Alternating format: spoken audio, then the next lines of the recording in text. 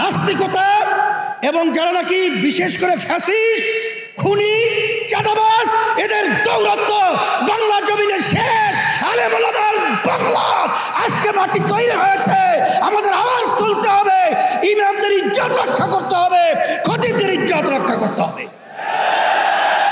আজকে যদি ইসলাম রাষ্ট্রীয় পর্যায়ে ক্ষমতায় যদি আজকে যেতে পারে, আজকে এই দাবিগুলো বাস্তবায়ন আল্লাহর রহমতে 1-2 মধ্যেই বাস্তবায়ন হবে ইনশাআল্লাহ।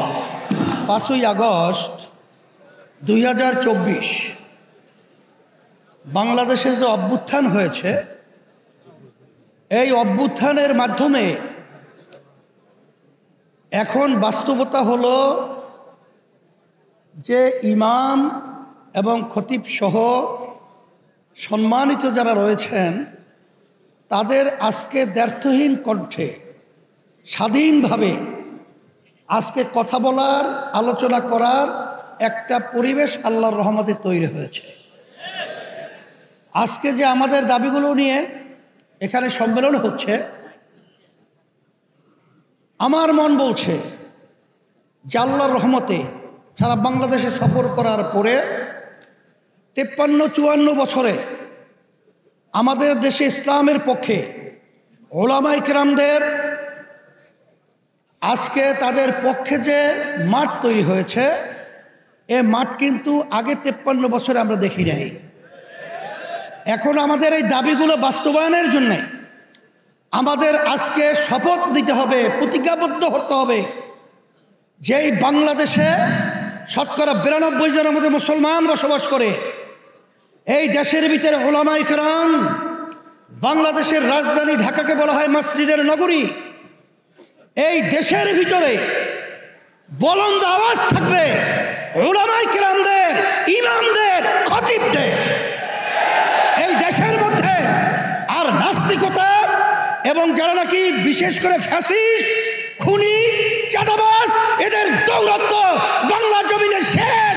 আলেম ওলামার বাংলা আজকে মাটি তৈরি হয়েছে, আমাদের আওয়াজ তুলতে হবে, ইমামদের ইজ্জত রক্ষা করতে হবে, খতিবদের ইজ্জত রক্ষা করতে হবে।